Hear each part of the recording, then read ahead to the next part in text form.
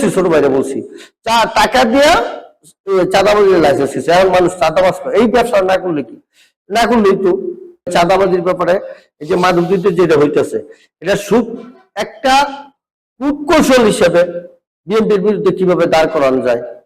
আমার দলের ছেলেরা নিল না ডাক, অন্য দলের লোকেরা কি এতদিন করছে না? তখন তো চাঁদাবাজি ছিল না। এখন যারা ডাকছে তাদের টাকাটা পৌরসভায় ফেরত দেন।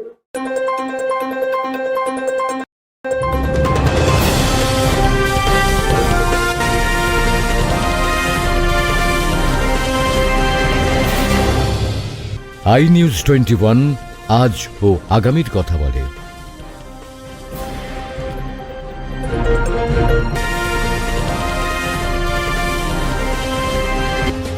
রাজনীতি, শিক্ষা, খেলাধুলা, সমাজ ব্যবস্থা সহ বিভিন্ন বিষয় নিয়ে iNews21 এর আলোচনার গোলটেবিল। সহজ কথা কইতে আমায় কহ যে, সহজ কথা যায় না বলা সহজে। বিশ্বকবি রবীন্দ্রনাথ ঠাকুরের এই বিখ্যাত উক্তিটি আসলে যে সহজে সহজ কথা বলা যায় না, সেই পরিপ্রেক্ষিতে iNews21 এর আমাদের নিয়মিত আয়োজন সহজ ভাষায় সহজ কথা। আমরা চেষ্টা করি এই অনুষ্ঠানের মাধ্যমে তৃণমূল রাজনৈতিক ব্যক্তিদের মনের কথা তুলে ধরতে তার এলাকার সমস্যার কথা। প্রিয় দর্শক, আজকে আমাদের সঙ্গে তেমন একজন উপস্থিত হয়েছেন যিনি তার এলাকার সমস্যার কথা তুলে ধরবেন। তিনি তুলে ধরবেন তার রাজনৈতিক অভিজ্ঞতার কথা। আমাদের মঞ্চে স্টুডিওতে এই মুহূর্তে উপস্থিত আছেন নরসিংদী সদর উপজেলা মাধবদীর কাঠালিয়া ইউনিয়নের সদস্য সচিব মোহাম্মদ ইসাক মিয়া। আপনাকে স্বাগত আমাদের স্টুডিওতে। আপনি কেমন আছেন? জি আলহামদুলিল্লাহ, আমি ভালো আছি, ধন্যবাদ। iNews21 সকল কলা কৌশলী সহ সবাইকে ধন্যবাদ জানাই আমাকে আজকে আমন্ত্রণ জানানোর জন্য। ধন্যবাদ আপনাকে। আমরা যে বর্তমান সারা দেশব্যাপী মাদকের যে একটা ছড়াছড়ি এবং গ্রাম পর্যায়ে অনেক সময় বলা হয় যে যারা মাদকের ডিলার বা বিক্রি করে তাদেরকে রাজনৈতিক নেতারা শেল্টার দেয়। একই সঙ্গে চাঁদাবাজিরও কথা সারা দেশব্যাপী বর্তমান আলোচনা। আজকে হয়তো আপনি দেখে থাকতে পারেন, মিডিয়ায় প্রচারিত হয়েছে মাধবদীতে অটো চালকরা তারা চাঁদাবাজির বিরুদ্ধে একটি আন্দোলন করেছেন। আপনার এলাকায় আসলে এরকমটা আছে কিনা? আসলে মাদকটা কিংবা সেখানে বেচা বিক্রি কিংবা পরিস্থিতি কিরকম আছে বর্তমানে? আসলে একটা গুরুত্বপূর্ণ প্রশ্ন করছেন, যে প্রশ্নটা আমাদের সামাজিক, আমাদের কে ধ্বংস করার জন্য, একটা সমাজকে ধ্বংস করার জন্য, একটা দেশকে ধ্বংস করার, একটা যুব সমাজকে ধ্বংস করার জন্য সবচেয়ে একটা খারাপ দিক হলো নেশা আমার মতে। কারণ যে ফ্যামিলি থেকে নেশা করে কেউ, একটা নেশাখোর যদি থাকে, ওই ফ্যামিলিটা কিন্তু ধ্বংস হয়ে যায়। এই প্রশ্নটা আমি বলতে চাই, আমি আপনার সাথে একমত। বিভিন্ন সময় বিভিন্ন জায়গায় যারা নেশা বিক্রি করে তাদেরকে কিন্তু অনেক সময় অনেক রাজনীতিবিদরা শেল্টার দেয়, এটা কিন্তু সত্য ঘটনা। কিন্তু আপনার আমি আশ্বস্ত করতে চাই, আমাদের যে নেতা সদরের এমপি, নরসিংদী জেলা বিএনপির বিপ্লবী সভাপতি, উনি কিন্তু তৃণমূলের ভোটে নির্বাচিত সভাপতি। আপনারা জানেন কিনা আমি জানি না, উনি তৃণমূলের ভোটে নির্বাচিত সভাপতি। বাংলাদেশে হাতে গোনা কয়েকজন নেতা পাবেন যিনি সর্বসময় পবিত্র থাকার, অজু সহকারে থাকার চেষ্টা করেন। ওনার কাছে কিন্তু কেউ নেশা বিক্রি করতে গিয়ে কোনো আশ্রয় প্রশ্রয় পাবে না, পায় না। কোনো অন্যায় করে কেউ আশ্রয় প্রশ্রয় পায় না, কেউ চাঁদাবাজি করে আশ্রয় প্রশ্রয় পাবে না। এখন আমাদের কাঠালিয়াতে আমি আপনার মাধ্যমে, মিডিয়ার মাধ্যমে প্রশাসনকে বলতে চাই, আমি ইতিপূর্বে মাধবদী থানার ওসি সাহেবের সাথে আলোচনা হয়েছে, আমাদের বিট অফিসার সাথে আলোচনা হয়েছে যে কাঠালিয়াতে, যেহেতু আমাদের কাঠালিয়াটা একটা সীমান্ত, এদিকে হলো নরসিংদী সদরের লাস্ট, ওইদিকে হলো নারায়ণগঞ্জ, মানে 2500-এর লাস্ট বর্ডার আমাদের কাঠালিয়া। হ্যাঁ, এখন ওইখানে সীমান্ত এলাকাতে কিন্তু অপরাধ প্রবণতাটা বেশি থাকে। আপনারা যেহেতু সোশ্যাল মিডিয়ায় কাজ করেন, আমার চেয়ে ভালো আপনারা জানেন, ওইখানে মাদক বিক্রি হয়, ভালো একটা মাদক বিক্রি। যেমন গতকালকে আমার এক ছোট ভাই একটা ভিডিও দিছি, ভাইটার ব্যবস্থা করেন। আমি সাথে সাথে এই আমার কাঠালিয়ার বিট অফিসার সবুজ ভাইকে বলছি, উনি কিন্তু এখানে গেছে। কিন্তু ওইখানে আপনাদের মাধ্যমে আমার অনুরোধ থাকবে, এই নেশাটা আমি আমার প্রিয় নেতা জনাব খায়রুল কবির খোকন সাহেবকে বলবো, উনি যেহেতু ব্যস্ত এই জন্য বলতে পারি নাই, আমি গতকালকে এই জিনিসটা জানছি। এই উনিও প্রশাসনকে আমি আশাবাদী, উনি এগুলি খুব টেক কেয়ার করেন, নেশা চাঁদাবাজি যে যাতে না হয়। তো উনিও বলবেন, আপনারা এটা উঠে ধরবেন যে ওইখানে কাঠালিয়া ইউনিয়নে কারা মাদক বিক্রির সাথে জড়িত, সেটা যদি আমি চাকুই মনে করেন আমি মাদকের সাথে জড়িত, মাদক বিক্রেতাকে আমি শেল্টার দিই, বা মাদক বিক্রেতা আমার ভাই বা আমার সন্তান, তাকে যেন ছাড় না দেওয়া হয়। এটা হলো আপনাদের মাধ্যমে আমার প্রশাসনের কাছে অনুরোধ।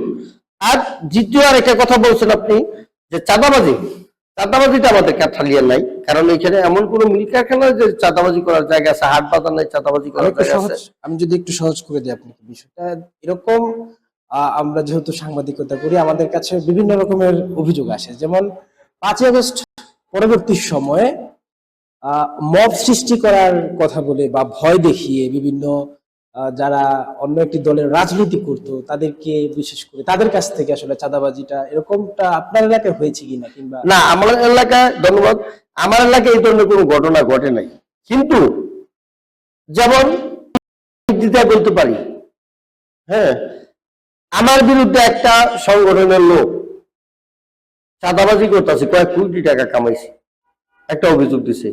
কিন্তু আমি প্রকাশ্যে দিবালোকে হাজার হাজার জনতার মাধ্যমে আমার প্রিয় নেতা জনাব খায়রুল কবির খোকন সাহেব 24-এর 1 November Kathalia school high school মাঠে একটা জনসভা, আমাদের কর্মী সভা, এই কর্মী সভার মধ্যে কয়েক হাজার লোক হয়েছিল, মানে জনসভায় রূপান্তরিত হয়েছিল। ওইখানে বলছিলাম, কেউ যদি বলতে পারে যে আমার কাঠালিয়ার মানুষ, কাঠালিয়ার কোন নেতা কর্মী চাঁদাবাজির সাথে জড়িত, আর কোন কেউ কোনো প্রমাণ দিতে পারে। কিন্তু একটা ওই বিগত সময় আপনার দেশের বিরুদ্ধে ছিল, স্বাধীনতা বিরুদ্ধে ছিল, তারা মানুষের, যেমন আপনারা তারা ব্যস্তের টিকিট দিচ্ছে একটা গোষ্ঠী, তারা বিভিন্ন সময়, যেমন তারা এখন নির্বাচন নিয়ে বিভিন্ন কথা বলতেছে, হ্যাঁ, তারা কিন্তু ইস্যু তৈরি করতে চাইতেছে। আপনি দেখেন যে আজকে আপনি বলছেন যে মাদুদির একটা অটো একটা দিচ্ছে স্লোগান যে চাঁদা দিবে না। কেন? এখানে তো চাঁদাবাজির কোনো প্রশ্ন আসে না। এখানে যারা এই ইজারা নিচ্ছে, এখানে বলা হয় আপনার কি বলা হয়, এটাকে পরিবহনের ইজারা। এটার জন্য কিন্তু সরকারি একটা ডাক আছে। যারা এই ইজারা নিচ্ছে, যারা এই টাকাটা উঠায়, তারা কিন্তু এই পৌরসভা থেকে ডাইকিয়া তারপরে কিন্তু ইজারা নিয়ে এখানে, এটা চাঁদাবাজির কি হলো? এখানে আপনি দেখেন যারা আজকে মিছিল করছে আজকে, দেখেন তারা কোন দলের লোক, তারা কোন দলের ভোট দিচ্ছে, তারা কোন দলের সাপোর্টার। চাঁদা কাকে বলে? চাঁদা আপনি তো টোল আদায় করা বৈধ, আমি ওইখান থেকে পৌরসভা থেকে দায়িত্ব যদি নেই, তাহলে কি আমি টাকা উঠাবো? এটা হলো একটা নন ইস্যুতে ইস্যু করার জন্য আমার বিএনপির বিরুদ্ধে একটা বড় ধরনের ষড়যন্ত্র, আপনারা জানেন। যাতে বিগত সময়ে যে আর একটা দল বলছিল তারা পিয়ার ছাড়া নির্বাচন করতো না, তারা এই ছাড়া নির্বাচন করতো না, সেই ছাড়া নির্বাচন করতো না, কিন্তু সর্বশেষ নির্বাচন করছে। নির্বাচন করে আবার এখন দেখবেন তারা বিভিন্ন সময় বিভিন্ন জায়গায় বললে বেড়ায় যে ভোট হয়েছে, জোরে ভোট চুরি হয়েছে। একজনকে আমি তার নাম বলি, এই যে আলতাফ ডাক্তার, যারা জামাত ইসলামের নেতা, উনি আমার বলতো, আমার সামনে বলতেছে ভোটটা কি চুরি হয়েছে। আরে কোথায় হয়েছে? তখন আর প্রমাণ দিতে পারে না। এগুলো তাদের একটা অপকৌশল বিএনপির বিরুদ্ধে, বিএনপিকে শান্তিতে থাকতে দিবে না তারা। মানে তাদের ছিল মনোবাসনা ছিল, তারা স্বাধীনতার যে যুদ্ধে তারা বিরোধিতা করেছিল। আপনারা দেখেন তারা কিন্তু আওয়ামী লীগকে পুনর্বাসিত করছে। আপনি বিভিন্ন এলাকায় দেখেন তারা আওয়ামী লীগের যারা পদধারী ছিল তাদের সাথে নিয়ে কাজ করছে, তারা পদ দিয়ে কাজ করাইছে। আমরা কিন্তু এখন একটা বড় ষড়যন্ত্র চাঁদাবাজির ব্যাপারে, এই যে মাদক দিতে যেটা হইতেছে, এটা একটা কূটকৌশল হিসেবে বিএনপির বিরুদ্ধে কিভাবে দাঁড় করানো যায়, এটা একটা করানো হইতেছে। হ্যাঁ, এখন যারা টাকাটা পৌরসভা ফেরত দেয়, তারা তো এইখানে টাকা উঠানোর কোনো মানে উঠাইবে না। আমার ছোট ভাই, আমি তো এইখানে আসার আগে তার সাথে দেখা, যে টাকা দিয়ে চাঁদাবাজির লাইসেন্স লইছো, আমি তারা বলছি, ছোট ভাইরা বলছি, টাকা দিয়ে লাইসেন্স দিচ্ছে, এখন মানুষ চাঁদাবাজ করে। এই ব্যবসা না করলে কি, না করলেই তো। তারা যদি না করে, আমার দলের ছেলেরা নিল না ডাক, অন্য দলের লোকেরা কি এতদিন করছে না? তখন তো চাঁদাবাজি ছিল না। এই বিএনপির প্রতিষ্ঠাকালীন সময় থেকে অদ্যপর্যন্ত পর্যন্ত দেখেন, তারা জিয়া রহমানের এবং খালেদা জিয়ার নারী ছেড়া দল তারেক রহমানের বিরুদ্ধে যেসব অপব্যাখ্যা এবং তাদের বিরুদ্ধে যে ধরনের মিথ্যা অপবাদ দিছে, আপনারা দেখেন, এই যে ঢাকা সিটি কর্পোরেশন সাবেক মেয়র জনাব মির্জা আব্বাসের বিরুদ্ধে যেই সব ধরনের কথা বলছে, সাদেক হোসেন কোকা সাহেবের সুযোগ উত্তোষী ইসরাকের বিরুদ্ধে যে সকল কথা বলছে, আপনারা দেখেন তো এই কিসের আলামত? একটা গোষ্ঠী, তারা বাংলাদেশের ভালো চায় না, বাংলাদেশ ভালো থাকুক তাদের ভালো লাগে না। ধন্যবাদ আপনাকে। আমরা আরো গল্প শুনবো, কিন্তু ছোট্ট একটি বিরতির পর।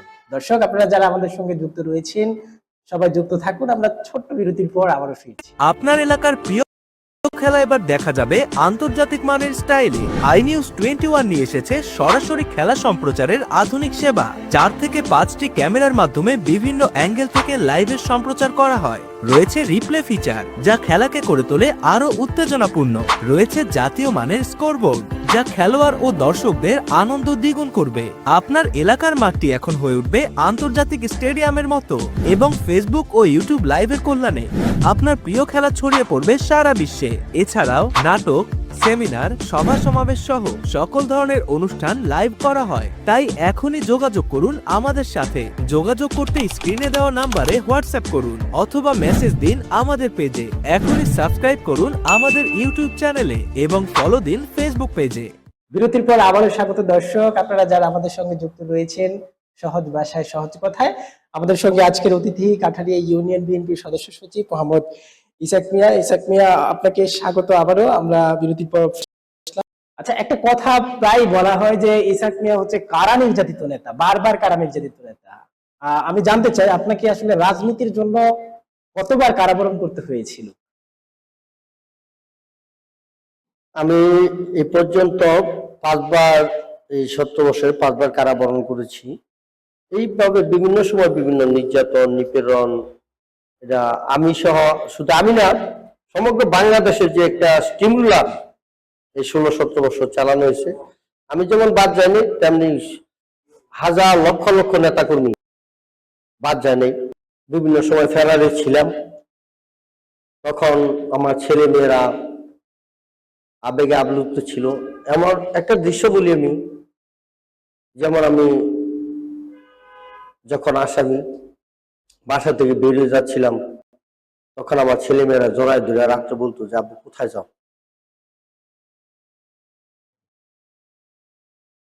আব্বু তুমি জানো না। এমন সময় গেছে।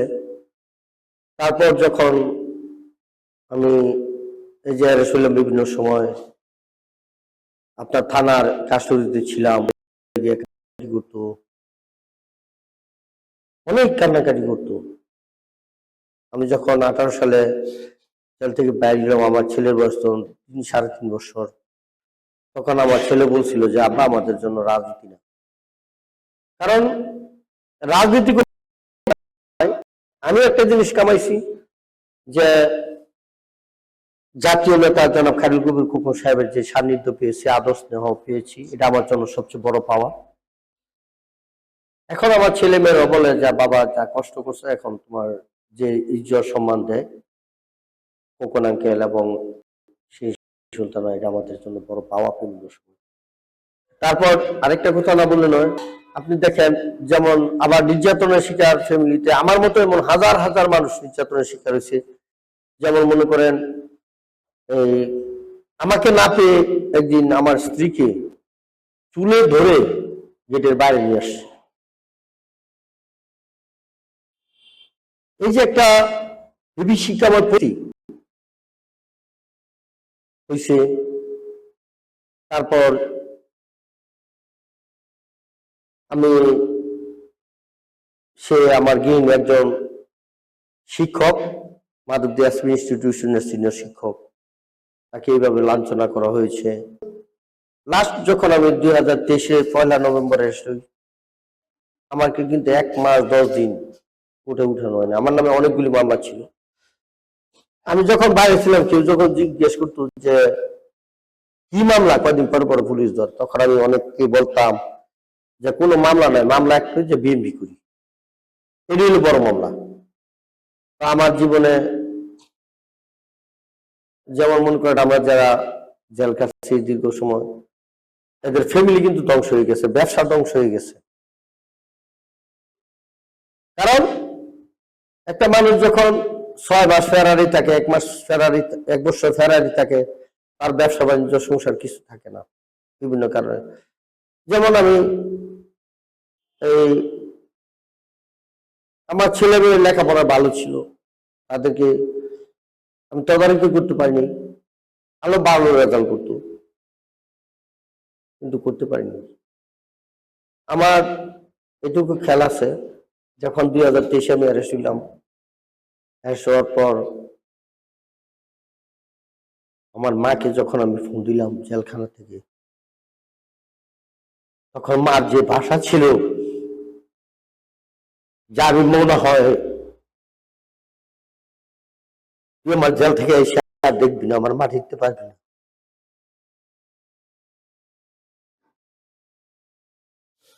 তখন আমি আবাইকে আপনি তো মারে বলছিলাম যে না, মা দেখা হবে, কিন্তু সেই আমি জেল থেকে এসে দেখি আমার মা অসুস্থ, এখনো আমার মা শয্যাশায়ী, মৃত্যুর সাথে পাঞ্জা লড়ছে। অনেক সময় চিকিৎসা করছে, কিন্তু আজ পর্যন্ত আমার মা সুস্থ হয়নি। এমনিভাবে অনেক মাই আছে, বাপ মা অনেকে অসুস্থ, যেটা ভাষায় প্রকাশ করার মতো না। এখনো তখনই হয় যখন আওয়ামী লীগের সাথে যারা আতাত করে 17 বছর সুন্দর দিন কাটাইছে, তাদেরকে দেখে জানি কেমন লাগে। কিন্তু বিশেষ করে আমরা যারা বিভিন্ন সময় আন্দোলন সংগ্রামে অংশ নিয়েছিলাম, তখন কিন্তু আমরা টাকা নিয়ে আমার ফ্যামিলির কথা চিন্তা করি নাই, আমরা আপনাদের সন্তানের কথা চিন্তা করি নাই, আমরা আমাদের পরিবারের কথা চিন্তা করি নাই, বাপ মার কথা চিন্তা করি নাই। আমরা প্রিয় নেতা জনাব খায়রুল কবির খোকন সাহেব এবং শিরি সুলতানা যখন যে নির্দেশ দিত, সেই নির্দেশ পালন করার জন্য সদা সর্বদা সচেষ্ট ছিলাম। তখন আমরা কি মরবো না বাঁচবো এটা চিন্তা করি। আমি আমার ব্যক্তিগত জীবনে রাজনীতির মধ্যে আমি মনে করি আমি তেমন কিছু হারাইনি, আমি পাইছি অনেক কিছু, যেটা আমার খোকন ভাই এবং শিরি সুলতানা অনেক কিছু দিছি, অনেক চড়াই উতরা, অনেক বাধা বিপত্তির পর আজকে আমি যে ইসাককে রাজনীতিতে জন্ম দিয়েছেন তারা, তার চেয়ে বড় পাওয়ার কিছু নাই। সত্যি হৃদয় বিদারক এবং অত্যন্ত আবেগী হয়ে গেছে। দর্শক আপনারা আরেকটা ঘটনা হলো, আপনার যখন আমি 18 সালে জেল খাটি, আমার এই 2টার সময় তো বেশি সময় জেল কাটছি, অন্য সময় 2-3 দিন ছিলাম বা একদিন গেছি, পরে জামিন হয়ে গেছে। 18 সালে আমার মা যখন জেলখানায় আমার দেখতে গেছিল,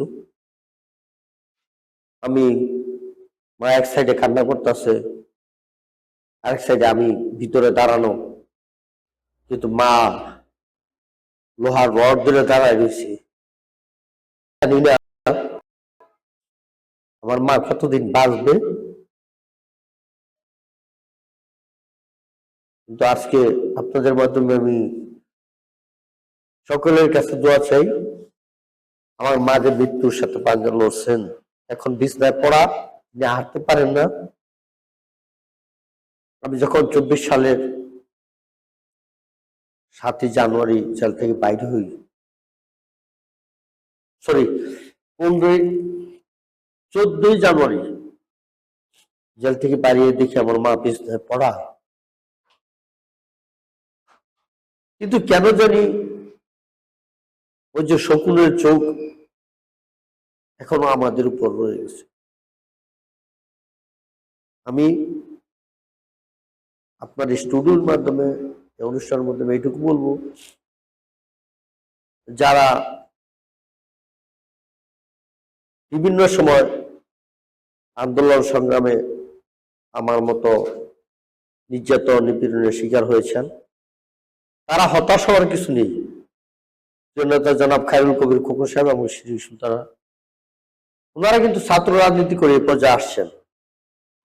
ওনারা খুব ভালো করে বুঝেন কোথায় কাকে কোন ধরনের সেটিং দিতে হবে, কাকে কি বলতে হবে।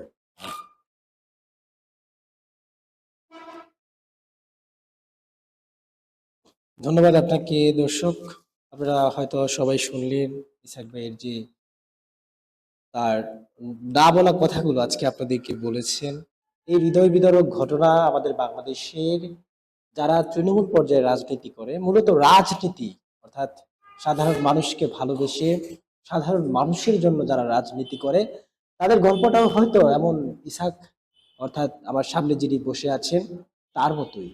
আপনারা যদি এরকম কেউ থাকেন, আপনার গল্প আমাদেরকে কমেন্টে জানাতে পারেন। আপনার হারানো জিনিসটি কি ছিল? সর্বশেষ প্রশ্ন আপনার কাছ থেকে যেটি জানতে চাই, আমি একটু বিরতির আগে আপনার কাছ থেকে হয়তো জেনেছি বা জানতে চেয়েছি নির্বাচন বা রাজনীতি করে আপনি কি পেলেন, কি হারালেন। সর্বশেষ যেটা জানবো সেটা হচ্ছে আপনার যেহেতু সামনে নির্বাচন আসতেছে, সেখানে নিজেকে আসলে চেয়ারম্যান হিসেবে প্রস্তুত বা নির্বাচন করবেন কিনা ওইরকম চিন্তা ভাবনা আছে কিনা, কিংবা কাঠালিয়া ইউনিয়নবাসীর প্রতি আপনার দলের নেতৃবৃন্দের প্রতি আপনার কোনো সেরকম চাওয়া বা প্রত্যাশা আছে কিনা, এই ব্যাপারে একটু খোলাসাভাবে জানতে চাই। আমি ধন্যবাদ আবার আপনারে। প্রথমে আপনি প্রশ্নটা করছিলেন, কিন্তু আমি তখন বলছিলাম যে রাজনীতি হলো একটা সেবার মাধ্যম। আমি মনে করেন আমি যে ধরনের ব্যবসা বাণিজ্য করি, এই ধরনের ব্যবসা বাণিজ্য করে আমি কিন্তু একটা স্কুল করতে পারবো না, একটা রাস্তা করতে পারবো না। তারপরও আশা নিয়ে তো রাজনীতি করি। জি, হ্যাঁ, যদি দল ভালো মনে করে,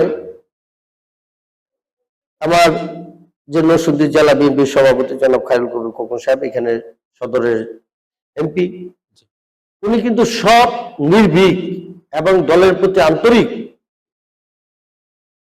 আপনারা দেখেন, একটা জিনিস আমি মনে করে দিই, 13 সালে যখন আন্দোলন হয়, তখন সারা বাংলাদেশ কিন্তু স্তব্ধ, কেউ কোনো আন্দোলন করেনি। জি, 30 ডিসেম্বর সম্ভবত এই থেকে হাজার হাজার লোক নিয়ে তিনি রওনা হয়েছে। তিনি কিন্তু দলের সাথে গাদ্দারি বেমানি করেন নাই। আমার বিশ্বাস, দল যদি মনে করে